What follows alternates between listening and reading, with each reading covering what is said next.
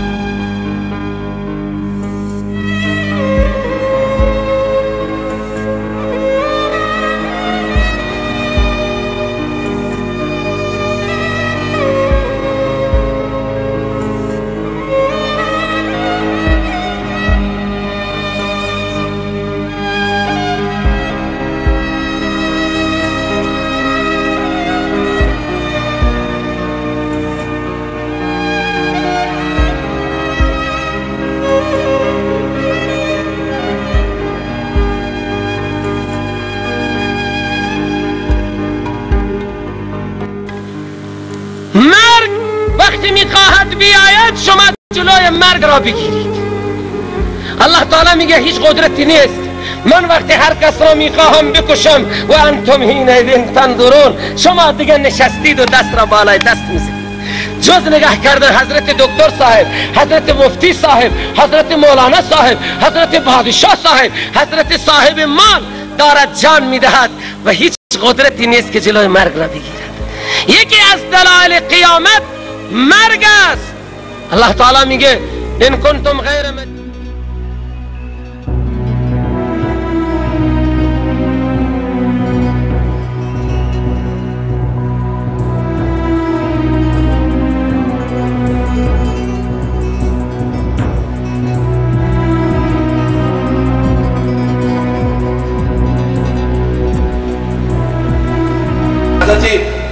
بابای مخدوم همون رنج میکشید، صبر داشت، میسوخت، صبر داشت.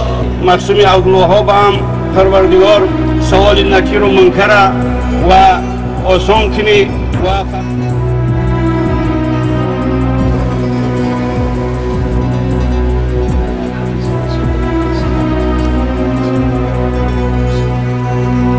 زیرا خود حضرت آدم شیرین و آدم خوب بودن. این جمع هم به حکمت نیست برادران عزیز و گرامی که حتی رسول پروردگار سوال نکیر و منکر و آسان کنی مخدوم همون رنج میکشید، صبر داشت، میسوخت. از مورد خدمت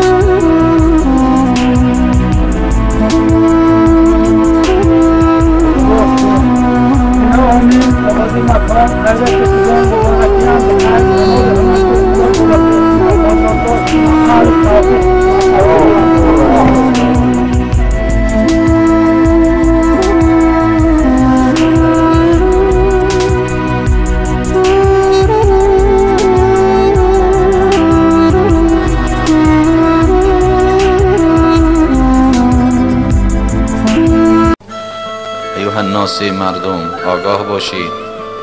همه ما و شما رونده به سوی الله هستیم. خدا میگوید و الی المسیر، بازگشت شما فقط و فقط به سوی من است. دیگر بازگشتی نداریم، دیگر راهی نداریم. زمین از او است، آسمان از اوست، ماه و ستاره و کهکشان از اوست، هوایی که نفس میگیریم از اوست. از نیستی ما و شما را به هستی آورد. و اختیار خود نآمدیم، و اختیار خود نمی رویم. شب روز میکردگی اوست، روز شب میکردگی اوست، فصلهای سال تغییر میدادگی اوست. همه در قبضه قدرت اوست و سوی او میگردیم. باید در غفلت نباشیم، آگاه باشیم، عملی بد نداشته باشیم، زیان و ضرر به یگان نفری نرسانیم تا که پشیمان نشویم. و قبر با ششگاه ما و شماست و در دست ملک الموت همه ما و شما انسان ها اسیر هستیم. اسیر. ملک الموت را فریب داده نمی شود، خریده نمی شود. پول با او در کار نیست، مال با او در کار نیست. اون مأمور است. نه مثلی ما و شما انسان ها که با پول و با مال و با طلا و با منصب و با خاطر یک کس از یک جا جان تخلاص میکنی، اما از دست ملک الموت کسی خلاصی ندارد. نه پیامبر، نه پیامبری اول العزم، نه انبیا، نه اولیا، نه صالحین، نه کافر، نه ملحد، نه زندیق. هیچ کسی از او خلاصی ندارد. هزاران شاه را از تخت روی تخته میارند، کفی خاکند شاهان جهان از چنگ عزراییل. ملک الموت، در دست ملک الموت اسیر هستیم و اسیر. و فی القبر غریب غریب، در قبر تنها هستیم و تنها. قبر جایی هست که در اوجه تک و تنها هستیم. نه پدر و مادر، نه زن و فرزند، نه یار و رفیق، نه پول و مال، نه خورد و خوراک. فقط چی میبریم؟ عمل، خواه عملی صالح باشد خواه عملی طالح. و فی القبر غریب غریب و فی عرصات القیامت فریق فریق، در عرصات قیامت جدا هستیم و جدا. هر کسی که در دنیا کدام قومی را دوست داشت همراهی همو محشور می شود.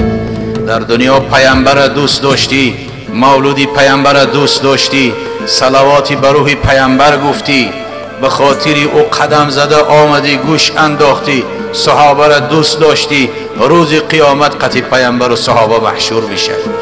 لیکن در دنیا از اینها نفرت داشتی، از اسلام نفرت داشتی، از نام اسلام هراسیدی، امر معروف نهی از منکر بد دیدی، در خاندانت صورتهای بیدین آویزان کردی. روز قیامت قطعی هموا محشور میشه، آتش دوزخ داخل میشه. پیامبر خدا بیان کرده است یحشر، روز قیامت هر قوم من تشبه بقوم یحشر فی زمرتهم، کسی به کدام قومی که تکیه کرده دوست داشت روز قیامت همراه همه محشور میشه. مسلمان دوست داشتی، مسلمان احترام کردی، روز قیامت قطعی مسلمان ها میخیزی داخل بهشت میشه. کافر زندیق ملحد دوست داشتی، روز قیامت قطعی همه محشور میشه، داخل آتش دوزخ میشه. دیگر راهی نیست. این گفته من نیست، این گفته همون حبیب خدا هست که خدا همه را به خاطر او خلق کرد. در عرصات قیامت فریق هستیم و فریق. گروهی در جنت منتظر لقای الله هستند، گروهی در آتش دوزخ نادم و پشیمان هستند. و دوزخی ها عن الله محجوبون، از دیدار خدا محروم هستند، محجوب هستند.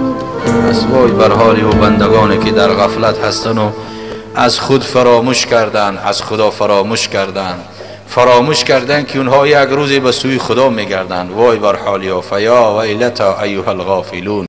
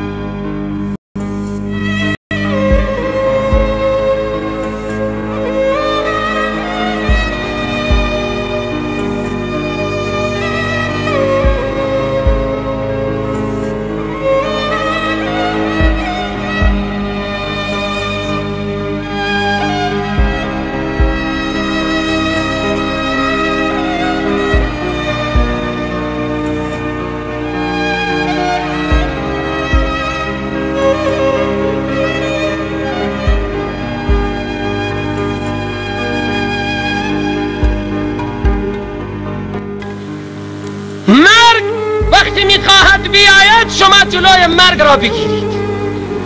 الله تعالی میگه هیچ قدرتی نیست. من وقتی هر کس را میخواهم بکشم و انتم حینئذ تنظرون، شما دیگه نشستید و دست را بالای دست میزنید. جز نگاه کردن حضرت دکتر صاحب، حضرت مفتی صاحب، حضرت مولانا صاحب، حضرت بادشاه صاحب، حضرت صاحب مال دارد جان میدهد و هیچ قدرتی نیست که جلوی مرگ را بگیرد. یکی از دلایل قیامت مرگ است. الله تعالی میگه ان کنتم غیر مدینین ترجعونها. خب بعد از مرگ چی؟ الله تعالی میگه هر انسانی که به مرگ حاضر میشد اینو میگه محتضر، از سه حالت خالی نیست. فاما ان کان من المقربین، این انسانی که به کام مرگ افتاده است از مقربانه، از انبیاء، از صدیقین، از شهدا است. با او چه معامله میشه؟ فراح و ریحان و جنت نعیم.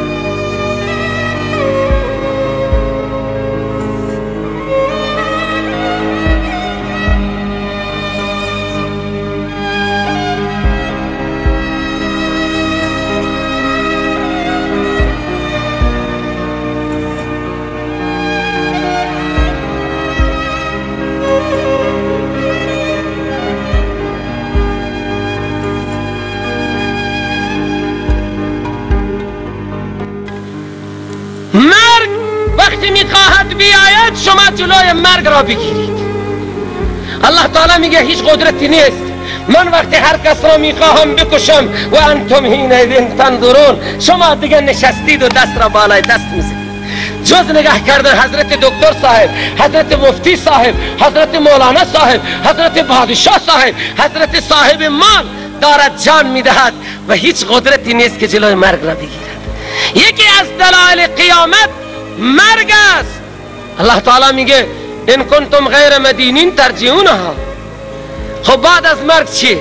الله تعالی میگه هر انسانی که به مرگ حاضر میشد اینو میگه محتضر، از سه حالت خالی نیست. فاما ان کان من المقربین، این انسانی که به کام مرگ افتاده است از مقربانه، از انبیاء، از صدیقین، از شهدا است. با او چه معامله میشه؟ فراح و ریحان و جنت نعیم.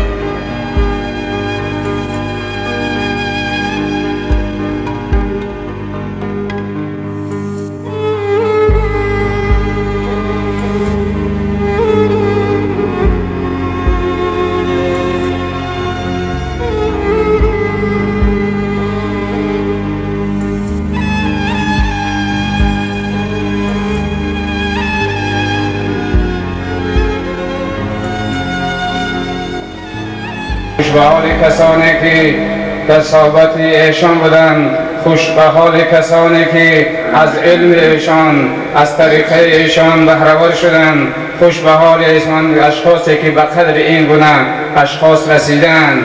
و حال ما و شما این گونه اشخاص را، این گونه اشخاصی که بی نهایت بزرگ هستند خدمت اسلام و مسلمین، در خدمت اسلام و مسلمین کمر همت بسته مردم را به روشنایی هدایت رهنمایی میکنند. به قدر این گونه اشخاص ما و شما در حال حیات باید برسیم.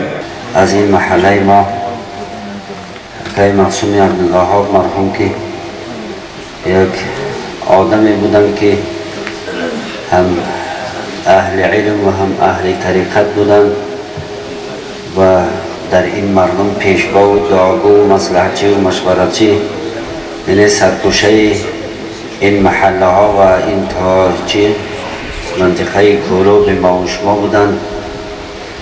و البته خداوند جل جلاله در قرآن کریم بیان کرد: استعوذ بالله کل من علیها فان و یبقى وجه ربک ذو الجلال و الاکرام. کل شخصی که در بالای این زمین است همه فانی شونده است، همه رونده است، فقط ذات پروردگار باقی میماند و خلاص.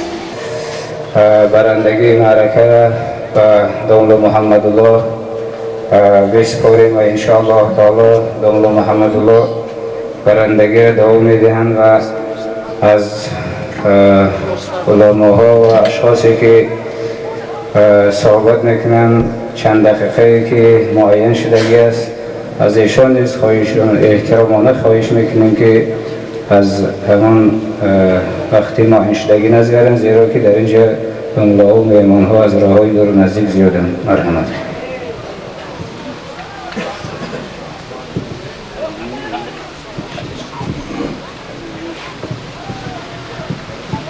الحمد لله الذي هدانا لهذا وما كنا لنهتدي لولا أن هدانا الله، والصلاة والسلام على رسوله محمد وعلى آله وأصحابه وأزواجه وذرياته وأهل بيته وسلم. بعد حمد خدا و درود و رحمت بی پایان بر روح پیامبر بشیر نذیر، سرور کائنات، مفخر موجودات، تمیمه دور و زمان، منجی عالم بشریت یعنی حضرت محمد مصطفی صلی الله علیه و سلم، پدران و برادران اهل اسلام، مهمانان آل قدر، برای تعزیت بیان کردن الله ذوالجلال در قرآن سخنی گفت که اون سخن نه در تورات است و نه در انجیل است و نه در زبور. انا لله و انا الیه راجعون. همه ما خلق کرده الله هستیم و بازگشت ما و شما هم فقط به سوی الله است. این سخنی هست که اگر در روی زمین هیچ کس بر ما و شما تسلیت بیان نکند، همین سخن الله برای ما و شما کافی است. انا لله و انا الیه راجعون. ما همه خلق کرده الله هستیم و بازگشت ما فقط و فقط به سوی الله است. دیگر راهی نداریم، دیگر چاره‌ای نداریم. هزاران شاه را از تخت روی تخت میارند، هزاران شاه را از تخت روی تخت میارند، کفی خاکن شاهان جهان از چنگ عزراییل. رسول خدا صلی الله علیه و سلم در احادیث گوهربار تأکید میکرد: اذکروا محاسن موتاکم و کفوا عن مساویه. ای امتی من، گذشته های خود را به نیکی یاد کنید، محاسن آن را بیان کنید و از مساوی اینها باز ایستید. حضرت مخدوم عبدالوهاب دعاگوی نه تنها شهر کولا بلکه همین منطقه کولا بودند تا ولایت و تا همه. اهل طریقت، اهل سلوک، اهل الله بودند که این طریقه نقشبندی که حضرت داشتند زنجیر به زنجیر از رسول خدا صلی الله علیه و سلم تا امروز آمده است. زنجیر به زنجیر و پیوند، سری زنجیر در دست خداوند. طریقه نقشبندی طریقه هست که اگرچه طریقه قادریه هم هست اما نقشبندیه خفیه هست. حضرت در این طریقه بودن که زمانی که بیمار شدن همچنان که حضرت استاد بیان کردن یک بار جراحی شدن، یک سال ایستادن، دویم بار باز جراحی شدن. ساعتهایی که لحظه هایی که به خبرگیری می آمدیم آنچنان بنده صبور بود، آنچنان بنده شکرگزار بود که وقتی که سوزاک بود می سوخت، همه پیش اون می سوخت، عرق از جبین از پیشانه هاش قطره های عرق پیدا می شد. اما چی می گفت؟ الله یا الله. چنان بنده صابر بود که فقط الله می گفت و در یاد خدا بود. اهل طریقت ریشه اینها رفته رفته به اهل صوفه می رسد که در زمان پیامبر بزرگ اسلام اهل صوفه بودند. گاه 70 نفر بودند، گاه از 70 نفر کمتر می شدند. یک مراتب همه اونها را در یک جهاد مشرکین و منافقین به شهادت رساندند، همه شا قتل کردند. اما اون صوفه باز خالی نبود. حتی الله ذوالجلال پیامبر خودش امر کرد که همراه اونها بشین. واصبر نفسک مع الذین یدعون ربهم. ای پیامبر خودت نگه بدار، جسمت را نگه بدار همراه آن کسانی که شبن روزن در یاد خدا در عشق خدا هستند. عاشقان خدا اگرچه در ظاهر خاموش هستند اما در باطن بحر و اقیانوس هستند. اگرچه در ظاهر نور آنها نمایان است اما در باطن آنها به مثل آفتاب است. بین آنها و بین الله پرده نیست. میان عاشق و معشوق رمز است، کرامان کاتبین رازو خبر نیست. حضرت بابای مخدوم همون رنج میکشید، صبر داشت، میسوخت، صبر داشت. مدت قریب 2 سال زیادتر در بستر بود و هر باری که میپرسیدیم فقط شکر الحمدلله، شکر الحمدلله، فقط شکر الحمدلله، سپاسگزاری از زبانش دور نبود. در خدمت پدر بود، در خدمت پدر بود تا آنجایی که آداب در اسلام ضرور است که مجتهدین بیان میکنن که به ترک عبادت انسان کافر نمی شود، اما به ترک آداب کافر می شود. به ترک عبادت اگر بعد از گفتن تا بامداد قرآن بخواند، تلاوت کند، ذکر کند، ثواب از عبادت است، اما نکند هیچ گپی نیست. اما گاه به ترک یک آدابی که نسبت پیامبر است یا نسبت قرآن است و یک بی آدابی انسان از دایره دین به دین می شود. اهل طریقت مالامال از آداب هستند، از اخلاق هستند. حتی در جای نشسته پدر همتون دیدین، در جای نشسته پدر عبادت پدر پای خود را بابای مخدوم نمانده بود، بلکه یک ظرف ماندگی بود، یک تنبوچکه ماندگی بود. خود را لایق نمیدید که در جای اون بنشیند. آداب ببین. اسلام سراسر آداب است، باید که آداب رعایت باشد. و آن مشقتی که رنجی که کشید انشاءالله که او سبب چی است؟ نقصان، کفارت نقصان ها میشد، اجر است و پاداش است. از همه زیاد بسیار گریستگی در دنیا آدم صفی الله است. زمانی که قابیل کشت آدم علیه السلام در اون حالت نبود. وقتی که آمد دید جگرگوشش، وقتی که سری را پقه کردن خون و مغز سر برآمدگی بود، وقتی که دید اشک میریزان. هر باره که چشم میپوشید خواب میکرد آواز آبیل پر از خون از ریش از موی سرش خون ها میچکید و صدا میداد که یا ابتی اغیثنی ای پدر و فریادم برست، اغیثنی یا ابتی ای پدر و فریادم برست. بیدار میشید. حضرت آدم دیوانوار در میدان ها میدوید طاقت نداشت. مصیبت چنین است. ما بلا بر کسی عطا نکنیم تا که نامش به اولیا نکنیم. این بلا گوهری خزینه ماست، ما به هر کس گوهر عطا نکنیم. گوهر قیمت بهاست. الله اون گوهر که بلا هست او را بر دوستاش عطا میکند تا که دشمنهاش ببینن که بر الله ذوالجلال نه دوست لازم است و نه دشمن لازم است، تا که ببینن عبرت برای آنها شود. سختترین امتحانات به پیامبران است، به اولیا است، به صالحین است، به مسلمان واقعی است، با او سبب اجر می‌یابند و ثواب و پاداش می‌یابند.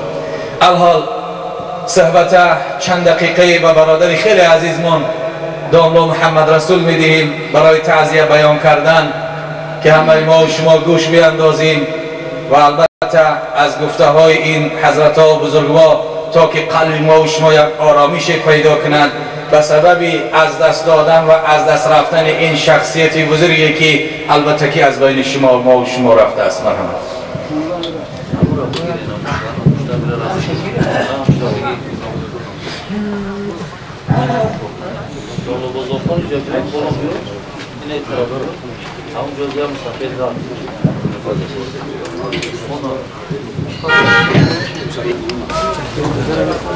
أعوذ بالله من الشيطان الرجيم. بسم الله الرحمن الرحيم. الحمد لله والصلاة والسلام على رسول الله وعلى آله وأصحابه ومن والاه.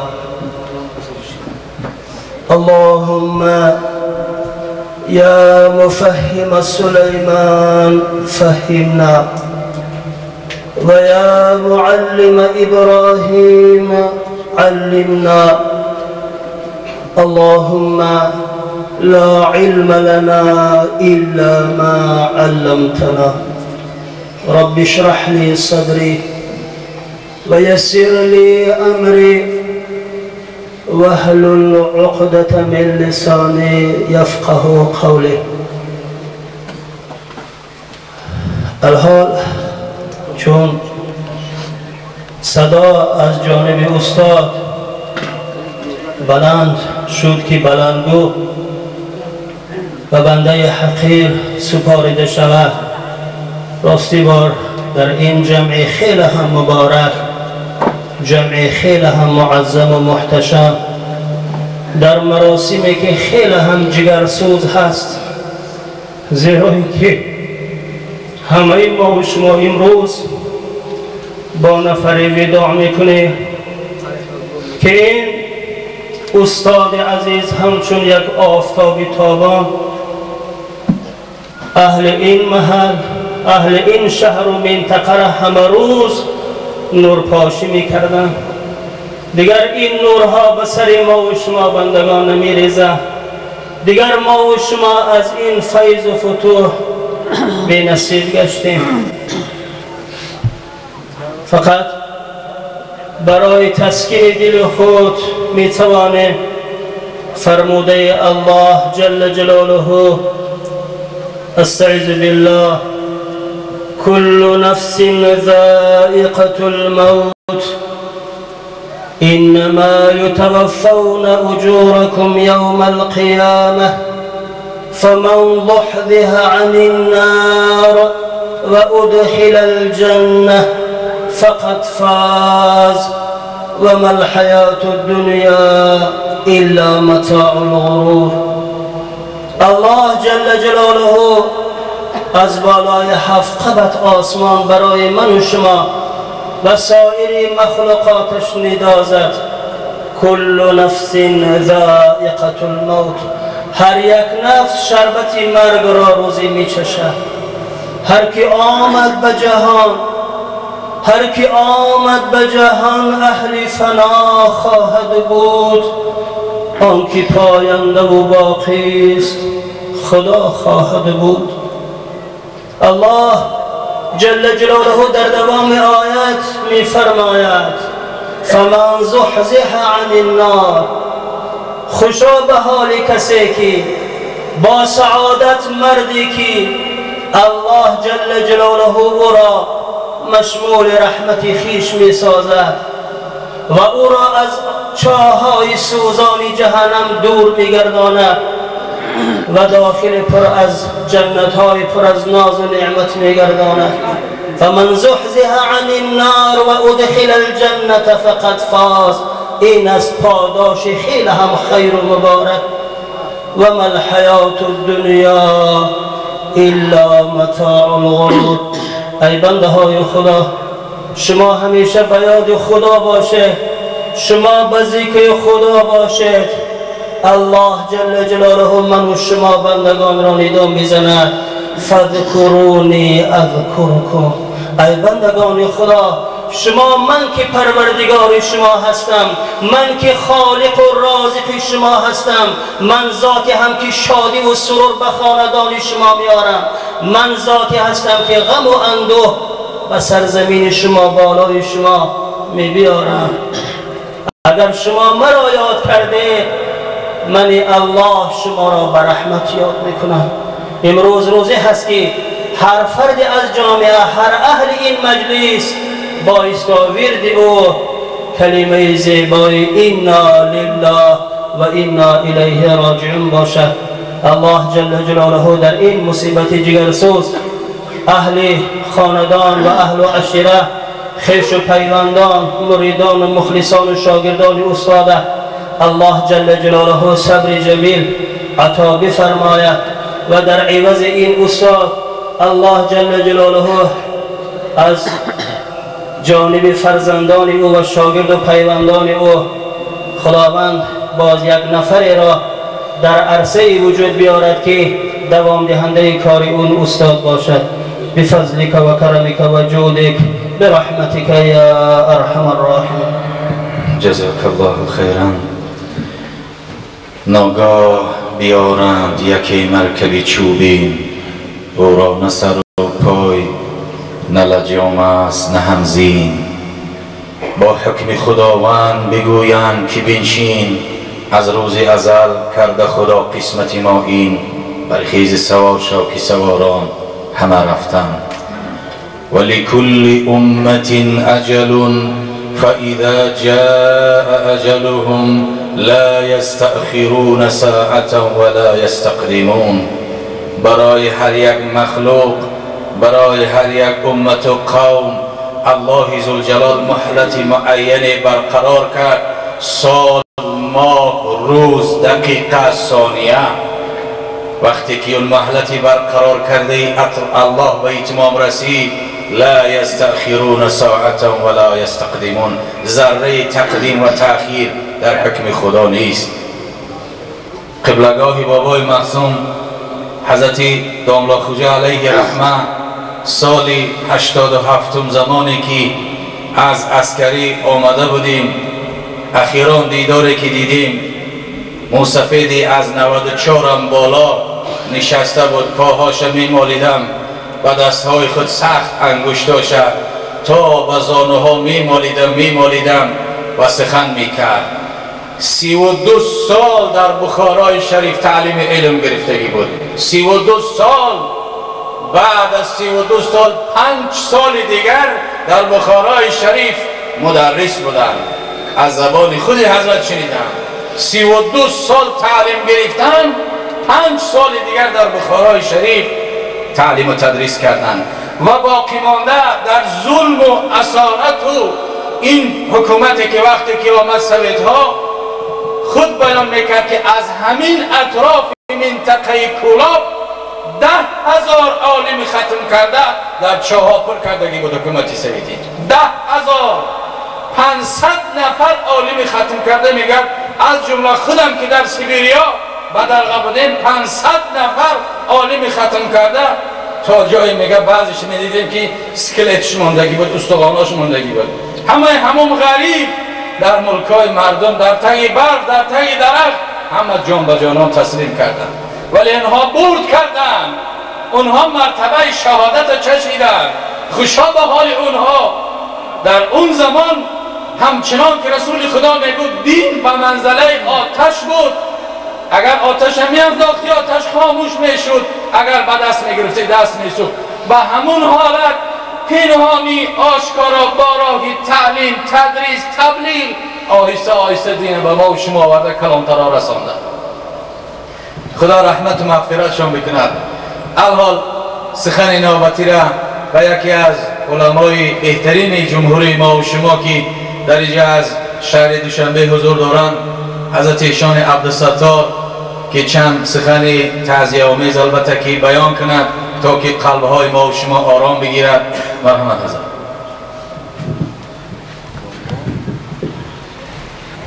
بسم الله الرحمن الرحیم. الحمد لله رب العالمین. الصلاة والسلام على خاتم النبیین و على آله طیبین و اصحابه اجمعین. السلام علیکم و رحمت الله و برکاته. انا لله و انا الیه راجعون. مرگ صاحب دل جهان را دلیل کلفت است. مرگ صاحب دل جهان را دلیل کلفت است. شمع اگر خاموش گردد داغ بر محفل شود. واقعا هم در گذشته چنین شخصیت ها مصیبت عالم است. موت العالم موت العالم. برادران و جوانانی که امروز در اینجا حضور دارند و صدای ما را میشنوند، در این لحظه های نورانی چخیلی که حضرت دام الله استاد دام الله خال مراد خواهش کردم و به ما رساندن که همیشه در طلب علم باشیم و از برادران و جوانان خواهش میکنم که چنین شخصیت ها را که به مثل مخدوم اکی عبدالوهاب بودن همیشه در زندگی خود چنین شخصیت ها را مقلد بدانم، زیرا که روز ما و شما هم از این جهان خواهیم رفت. روزی بود که از این جهانت ببرند، روزی بود که از این جهانت ببرند و از حلقه جمع دوستانت ببرند. غافل منشین زمان زمانت ببرند، غافل منشین زمان زمانت ببرند. گر تو نروی کشان کشانت ببرند. روز فرا خواهد رسید که ما و شما هم در همین راه، در همین تابوت چوبین دست و پا بسته، دهان بسته در همین جا ما و شما را حاضر میکنم. و آن جوانانی که امروز بیرون از سفیر جنازگاه ایستادند خواهش میکردم که کوشش کنند که به آنه که یک روز پا و دستنا بسته به اینجا میارند به مسجد و به جنازگاه، خواهش میکردم پیش از این فکر را بکنند. دنیا به کسی وفا نخواهد کرد. زوران فرعون و شداد و نمرود و گیتلر و ستالین و ناپلیونه که دنیا را گرفته بودند همه رفتند. بهترین شخصیت ها از حضرت آدم علیه السلام سر کرده پیامبران ابراهیم و شیش و نوح و اسماعیل و عیسی و موسی و بزرگان محمد علیه السلام از دنیا همه رفتند و روز ما و شما هم خواهیم رفت. اگر دنیا به کس پاینده می بود، اگر دنیا به کس پاینده می بود، محمد تا قیامت زنده می بود. محمد علیه السلام بهترین اولاد بشرم از این دنیا رفتن. برای همین کوشش کنیم که بزرگان در اینجا چیزی گفته ایستادن ما در عمل به مثل حضرت مخدوم عبدالوهاب ابن حضرت مولانا دام الله خجا رحمت الله علیهما که اینا نگین و یک شخصیت های بودند که چخیلی که اکی مقصوم ایشان محمد الله گفتن اسلام عزیز را به منظره یک آتشی که در دستشان بود، اگر می پرتافتن آتش خاموش می شد، نمی پرتافتن دستشان می سوخت. و امروز این اسلام عزیز را برای ما و شما امانت آوردند. برای همین چنین لحظه ها را، چنین ساعت هایی که در یک زمانی که حضرت دام الله خال مراد گفتن، یک زمانی که ما و شما خیلی هم در حالت های در زمان راحت و آزاد و آسایشته زندگی میکنیم، فردای قیامت از چنین وقت حالت پرسیده خواهیم شد. به همین خاطر من سخن را دراز نمیکنم چون بزرگان در اینجا حضور دارند. خب دعا میکنم که اللهم ان کان محسنا فزد احسانه. پیامبر خدا صلی الله علیه و سلم در جنازه چنین دعا میکردند در صدر جنازه صحابگان: اللهم ان کان محسنا فزد احسانه و ان کان مسیئا فتجاوز عنه.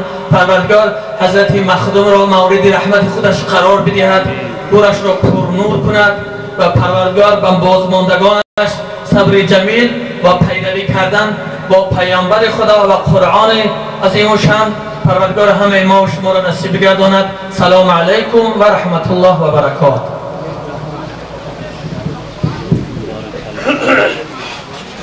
اندیشه از مرگ مصطفی باید کرد، شادی و طرب جمله رها باید کرد. او با شرف و عزت خود زنده نماند، ما را طمع خام چرا باید کرد. لو كانت الدنيا تدوم لواحد لكان رسول الله فيها مخلدا. اگر دنیا بر یک کس ابدی و جاودان میمان، البته که حبیب خدا صلی الله علیه و سلم ابدی و جاودان میمان. پس او که نمان، ما و شما هم از دنبالای آنها روان هستیم. وقتی که یاد صالحان میکنیم رحمت خدا میبارد. اذا ذکرت الصالحون نزلت الرحمه. در هر مجلس، هر محفلی که یادی اگر دوستان خدا باشد، یاد صالحین، یاد صحابه و تابعین و تبع تابعین و یاد اولیاء الله باشد، در اون مجلس، در اون محفل رحمت خدا میبارد. دوستان خدا آنچنان در نزد الله قدر دارند، قیمت دارند که پیامبر صلی الله علیه و سلم در حدیث قدسی بیان میکند که الله ذوالجلال میگوید من عاد لی ولیا فقد آذنته للحرب. خدا میگوید هر کسی که اگر یک دوست مرا، یک صالح بنده مرا اگر دشمنی بکند، او آماده شود به جنگ من، او را من رخصت میدهم که به جنگ من ببراید. کسی یک عالم صالح دشمنی میکند، یک ولی را، یک دوست خدا را نمیخواهد، بد میبیند، خدا میگوید به جنگ من ببراید. اگر یک نفر از پشت دیگر نفر براید، اما اولیاء الله کسانی هستند که خدا از پشت اونها میبراید. بابای مخدوم عبدالوهاب نصیحتگوی ما و شما مردم بود، شخص صالح بود. آنچنان خاکساری در وجود حضرت بود که در دیگر کسا وجود نداشت. اهل مشایخ خصوصا شخصا از همه زیادتر من اهل طریقت، اهل سلوک، اهل مشایخ از جان زیادتر دوست می‌دارم، اما خاکساری که در حضرت بود در همه نیست. آنچنان خاکسار بودند، نه دعوای شیخی داشتند، نه دعوای عالمی داشتند، نه دعوای ملاوی و صوفیگی داشتند. آنچنان خاکسار بودند که فقط در مجلس ها گوش می‌انداختند. چنان خاکسار بود و این خاموشی با خود یک زینت دارد، یک حکمت دارد. الحال صحبت نوبتی را به برادری خیلی عزیزمان، مهمانانی که البته که از دور آمده ایستاده‌اند، یک و یک صحبتشون بتین. برادری عزیزمان داملا سید ابراهیم چند دقیقه تعزیه بیان میکند، انشاءالله بعداً خواب با صحبت دارم. ماشین های این رقم زیاد هایی در میرم، ماشیناتون رو دیگه همه دیگه نمیخونیم دید وقتی که بسم الله الرحمن الرحیم. الحمد لله رب العالمین، والصلاة والسلام على سيدنا و نبینا محمد و آله و اصحابه اجمعین. اما بعد، السلام علیکم و رحمت الله و برکاته. منم با این بزرگانی که تعزیه گفتن، صحبت کردن شریک می شوم و از این زیاد گفتن نمیتونم که انا لله و انا الیه راجعون. ما هم از خداوند هستیم، ما هم مخلوق خدا هستیم، بنده خدا هستیم و بازگشت هم به سوی خدا است.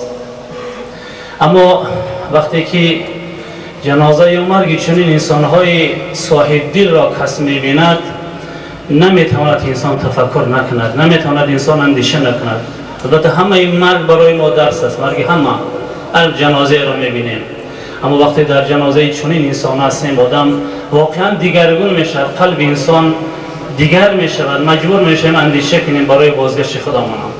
چون که واقعا هم عالمان و بزرگان، خصوصا عالمانی که هم عالم و هم اهل تصوف هستند، یا چراغ ملت بودند، چراغ منطقه بودند، و هرگاهی که یک انسانی چنین بزرگوار از دنیا می رود، همچنانی که بزرگان قید کردن و مانند نیست که یک چراغ خاموش می شود. برادران عزیز، خداوند تعالی همه ما و شما را خلق کرده است در این دنیا و طبق فرموده خودش استعیذ بالله اما خلقت الجن والانس الا لیعبدون صدق الله العظیم. من میگه جن و انسان را فقط برای عبادت خلق کردم و این چنین بزرگان همون راه عبادت برای ما درست نشان میدادند. البته معنی عبادت هم خیلی معنی وسیع است که از همون عبادت های معمولی نماز، روزه، حج، زکات شروع می شوند و این هم دروازه اول عبادت است. یعنی گمان نکنیم که تنها عبادت تنها به این خلاص می شود. همچنین از بزرگواری و از زندگی حضرت مخدوم عبدالوهاب الان روایت کردن از صبری و از تحملی و از خاکساری و اینا همه عبادت هستند. البته اینها تصادفی نبودن که حضرت مخدوم عبدالوهاب چنین خصلت‌ها داشت. این تأثیر اون خانواده بزرگوار بود.